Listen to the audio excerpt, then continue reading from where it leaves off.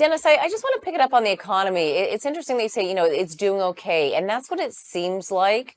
But I'm curious, are you concerned about any, I don't want to say significant, but maybe significant areas of weakness? And what I'm really referring to is if we'll see, because I have read some reports that suggest that we could see a repeat of the Silicon Valley Bank episode that we had obviously this past March.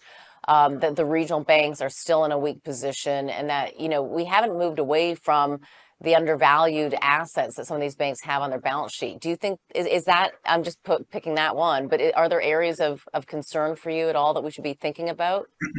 If I have an area of concern, it's commercial real estate.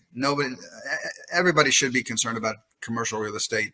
The fact that the amount of lending that had gone into that area over the course of the past several years, and the rising levels of vacancies begin to bother me rather dramatically. I'm not too concerned about, in fact, I'm not concerned at all about retail real estate, but I'm very concerned about commercial real estate. And I think there's problems that the banking system will have to address as we go into 2020, 2024. The problem that the banks Hmm. have is that you have an inverted yield curve. And as I euphemistically like to say, positively sloped yield curves make geniuses out of banking idiots, but inverted yield curves makes idiots of us all.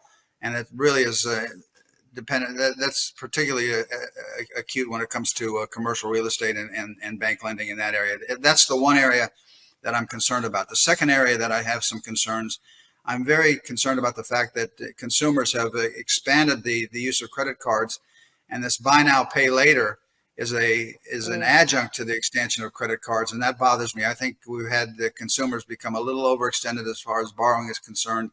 The operative words here being a little, not dramatically so. That we've seen worse levels in the past, but it does bother me that this buy now pay later has become a circumstance that to me is buying from the 2024 potential purchases, brought it forward, and now you have to deal with the after effects. So those are the two areas: Hmm. commercial real estate and retail usage, credit cards, and buy now pay later. Those are the two things that bother me.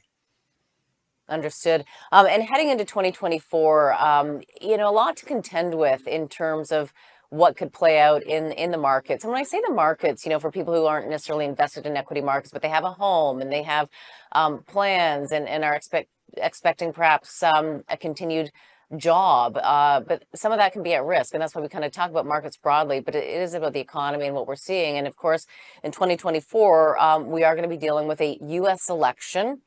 And of course, we have Yes. two wars to contend with as well. How should we start to think about this? And it's a longer conversation. We've got a bit of time, but how do we position ourselves?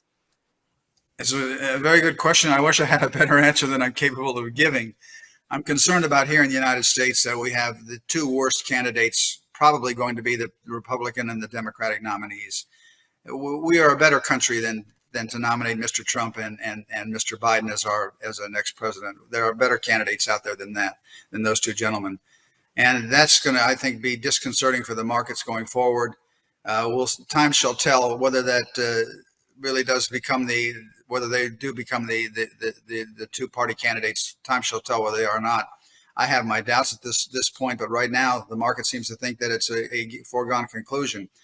What bothers me Hmm. about Mr. Trump is that he tends to be a trade protectionist and wants to put into effect 10% tariffs across the board. And putting in tariffs across the board is I think, an anti-Republican, an anti-free market, an anti-capitalist circumstance. And that bothers me that he's standing foursquare in favor of putting tariffs into effect.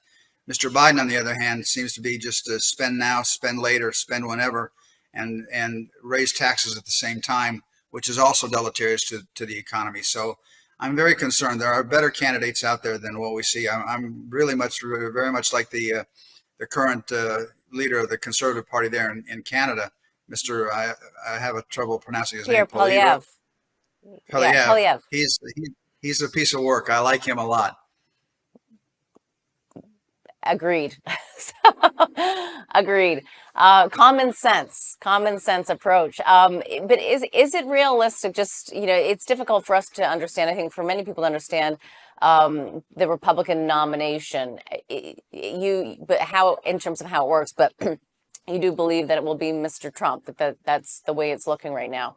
President Trump. The numbers seem to indicate that. We shall find out after we have New Hampshire and after Iowa. Things can change, and those two, the primary in New Hampshire and the what do they call it, where you get to meet each other and sit down and talk about Iowa.